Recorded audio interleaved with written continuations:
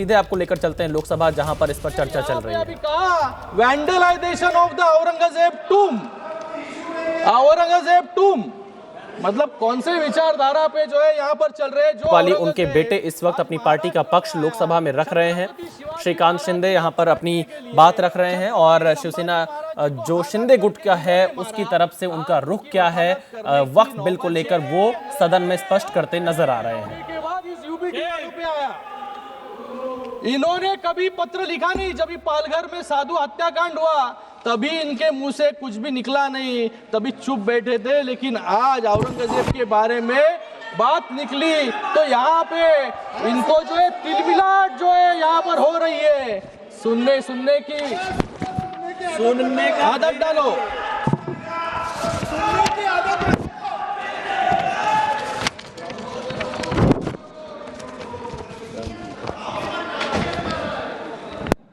मैं यहाँ पर इन्होंने और कहा यहाँ पर 370 कलम हटाने के बाद कश्मीर में क्या हुआ। बाला साहब ठाकरे जी जब भी थे तभी उन्होंने कहा कि मुझे एक दिन अगर प्रधानमंत्री बनाएंगे तो सबसे पहले मैं 370 कलम को हटाऊंगा।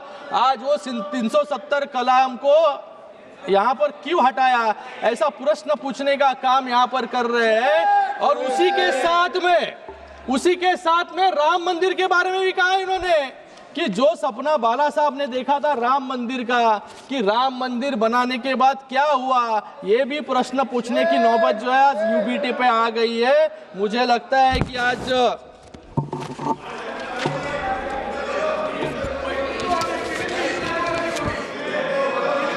यहाँ पर ये बिल जो है, ये बिल का नाम बदलकर unified Waqf management empowerment efficiency and development यानी उम्मीद रखा गया है। ये उम्मीद सिर्फ एक शब्द नहीं, यह इस कानून का सार है, इस कानून का आधार है। क्योंकि यह उम्मीद देता है उन सभी गरीब मुस्लिम समुदाय के लोगों को जिनका अधिकार वक्फ के आड़ में छीन लिया गया और उसको भ्रष्टाचार और लूट का साधन बना दिया गया। मैं विपक्ष के मित्रों का दर्द समझ सकता हूं, क्योंकि जब भी देश को उनसे उम्मीद दिखी तब उन्होंने देश को और मुस्लिम समुदाय को निराशा देने का काम किया। जिस समुदाय ने आंख बंद करके इनको वोट दिया, लेकिन उनको सिर्फ वोट बैंक बनाकर छोड़ देने का काम जो है इस कांग्रेस वालों ने, विपक्ष वालों ने किया। ये यहाँ पर हमेशा सब एक लोकसभा के वक्त भी लोगों में भ्रम फैलाने का काम इन्होंने किया। संविधान खतरे में है, संविधान खतरे में है। आज भी लोगों में भ्रम फैलाने का काम कर रहे हैं कि वक्फ की जमीनें जो है सरकार ले लेगी। लेकिन आज यहाँ पर वक्फ बाय यूजर, यहाँ पर एक अमेंडमेंट लाया गया कि जो ये बिल आने के बाद इसके पहले के सभी वक्फ जो अनडिस्प्यूटेड प्रॉपर्टीज है वो वक्फ पे रहेंगे। तो यहाँ पर कोई सवाल उठता नहीं है कि सरकारें उस वक्फ की जमीन को लेने की कोशिश कोई कर रहे हैं, लेकिन सिर्फ लोगों में भ्रम फैलाने का काम कुछ लोग यहाँ पर कर रहे हैं। मैं इन लोगों को याद दिलाना चाहूंगा, जब शाहबानो ने इस कांग्रेस से न्याय मांगने की उम्मीद की, कोर्ट ने शाहबानो को न्याय देने का काम किया, लेकिन इस सदन में ही इस कांग्रेस ने उनसे न्याय जो शाहबानो जी मांग रहे थे वो छीनने का काम इन्होंने ही किया। जब जम्मू कश्मीर की जनता ने आर्टिकल 370 हटाने की मांग की, तभी सिर्फ मुखदर्शक बनते ये कांग्रेस वाले रह गए, आतंकवाद को बढ़ते हुए देखते। जब 2006 में मुस्लिम समुदाय के उत्थान के लिए जब सच्चर कमेटी रिपोर्ट लाई गई, 8 साल तक उस कमेटी के रिपोर्ट को इंप्लीमेंट इन्होंने नहीं किया। जब मुस्लिम महिलाओं ने ट्रिपल तलाक से हो रही उत्पीड़न को रोकने के लिए इनसे गुहार लगाई, तब भी ये वोट गिनती में रह गए। और आज नरेंद्र मोदी जी के एनडीए सरकार में 370 भी हटाया, महिलाओं के आंसू पोंछने का भी काम किया। और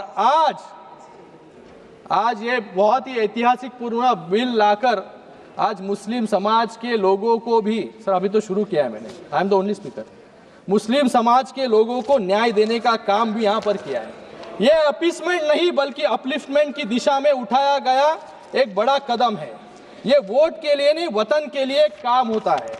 ये विधेयक किसी के साथ धोखा नहीं बल्कि हर वर्ग के साथ न्याय का माध्यम है।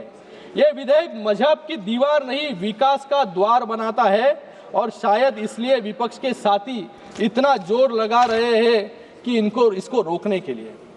मुझे इनसे पूछना है कि इन वक्फ की जमीनें जो लाखों एकड़ में है, 36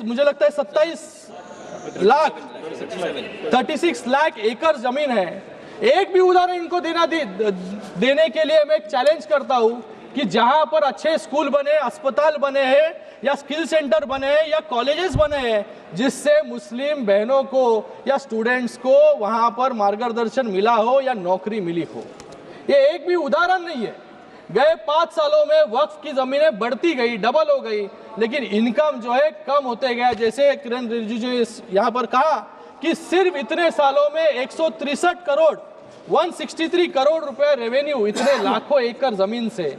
मतलब भ्रष्टाचार जो है इन जमीनों पर इतने सालों तक चलते आ रहा था, वो भ्रष्टाचार कंट्रोल करने के लिए, ट्रांसपेरेंसी लाने के लिए आज ये बिल आया है, तो इनके पेट में जो है दर्द यहाँ पर हो रहा है।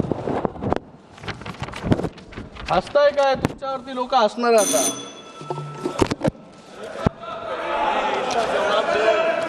आज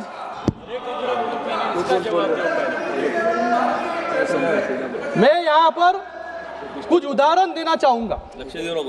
यहाँ पर इंडिया अलायंस के सभी साथी इसका विरोध कर रहे हैं, लेकिन आज इंडिया अलायंस का एक भी मुख्यमंत्री नहीं होगा जिन्होंने अपने कार्यकाल में वक्फ बोर्ड के भ्रष्टाचार पर इंक्वायरी नहीं की हो।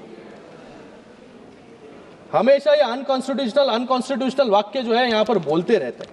मैं कुछ उदाहरण यहाँ पर देना चाहूंगा।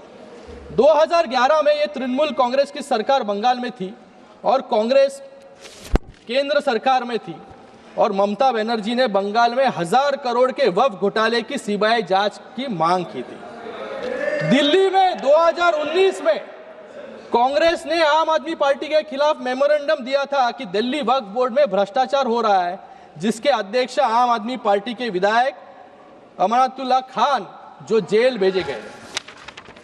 उत्तर प्रदेश में भी समाजवादी पार्टी के शासन के दौरान अखिलेश यादव जी की सरकार में मंत्री रहे आजम खान ने वक्फ का मंत्री होते हुए, सही है ना भाई, सही है, बाहर आपसे तो बात किया मैंने, आपको बताया, वक्फ के मंत्री होते हुए खुल्लम खुल्ला लूट मचाई, सत्ता के संरक्षण में जबरन जमीनों को वक्फ संपत्ति घोषित करके अपनी निजी जागीर बनाने की कोशिश की। आज 50 से ज्यादा मामले उन पर दर्ज है और आज जेल में वो सलाखों के पीछे है। आप समाप्त कीजिए। कांग्रेस ने भी उनका विरोध किया था। ऐसा ही एक और उदाहरण सामने आया है दिल्ली में, जब कांग्रेस सरकार ने रातों रात 123 कीमती और प्राइम लोकेशन पर स्थित संपत्तियों को दिल्ली वक्फ बोर्ड को सौंप दिया इलेक्शन के पहले। और तेलंगाना में भी ऐसा ही उदाहरण है कि जहां पर तेलंगाना के चीफ मिनिस्टर ने यहां पर कहा सबसे पहला मैंने विरोध किया, लेकिन आज इसी तेलंगाना में सबसे ज्यादा लिटिगेशन है। 77,000 करोड़ से ज्यादा जमीन, 77,000 एकड़ से ज्यादा जमीन वक्फ के पास है, लेकिन सिर्फ 22,000 एकड़ जमीन विवाद मुक्त है। बाकी 55,000 जमीन जो है विवाद उसके ऊपर है, क्योंकि उन जमीनों पर गवर्नमेंट सरकारी संपत्तियां हैं और गवर्नमेंट के वास्तु जो है वहां पर बने हैं। केरल में भी ऐसे ही उदाहरण है। तो मुझे लगता है कि ये जो विपक्ष इसका घड़ी घड़ी विरोध कर रही है, ये विरोध जो है, ये विरोध सिर्फ अपने पाप छुपाने के लिए यहां पर कर रहे हैं, क्योंकि पूरे पाप अब जाले में आ जाएंगे। उन्हें डर है कि वक्फ के नाम पर की गई लूट, अवैध कब्जे और राजनीतिक सौदेबाजी अब दस्तावेजों में दर्ज हो जाएगी और जनता की अदालत में उनकी पोल खुल जाएगी। इसलिए पूरे जोरों शोरों से जो है विरोध करने का काम यहाँ पर कर रहे हैं। सर समाप्त कीजिए महोदय, समाप्त। और भी बहुत यहाँ पर उदाहरण है सर। यहाँ पर कुछ लोगों का मैं भाषण सुन रहा था सर। यहाँ पर गौरव गोगोई जी कह रहे थे कि लोग रिफॉर्म ला रहे हैं, बिल से समस्या बढ़ेगी। मैं कहता हूं यहाँ पर बिल से जरूर समस्या बढ़ेगी, लेकिन किसकी बढ़ेगी? जिन्होंने यहाँ पर लूट मचाया और भ्रष्टाचार किया उनके लिए जो है यहाँ पर बिल से दिक्कतें जो है बढ़ने वाली है। यहाँ पर इन्होंने कुछ कहा कि अंग्रेजों के लिए मर्सी पिटीशन लिखा था। मैं यहाँ पर यूबीटी वालों से पूछना चाहूंगा कि बाजू में बैठ के जिन्होंने सावरकर जी को गाली देने का काम किया उनके ऊपर प्रश्न पूछने का हिम्मत इन पे नहीं है। लेकिन ये भूल गए अफजल गुरु के लिए किसने पिटीशन दायर की थी, किसने जो है अफजल गुरु को समाप्त कीजिए आप प्लीज कंक्लूड। मैं यहाँ पर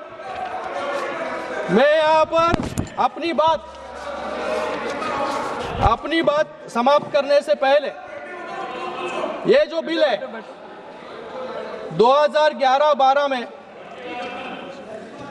25% मुसलमान गरीब रेखा से नीचे थे।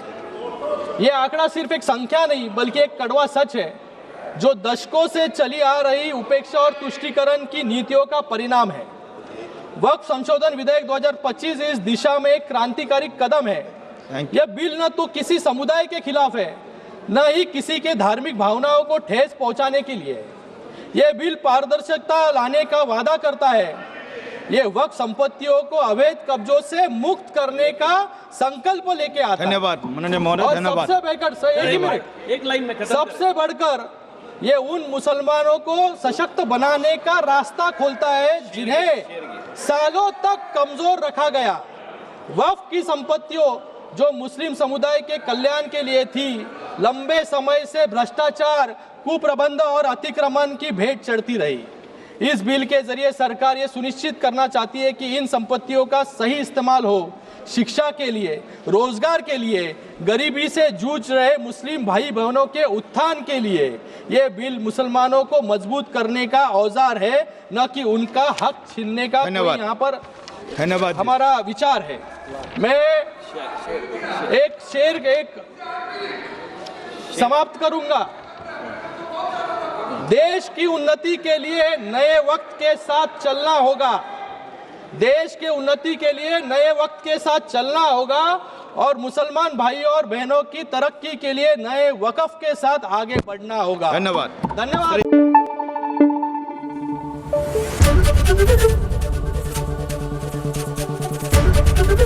एबीपी न्यूज आपको रखे आगे।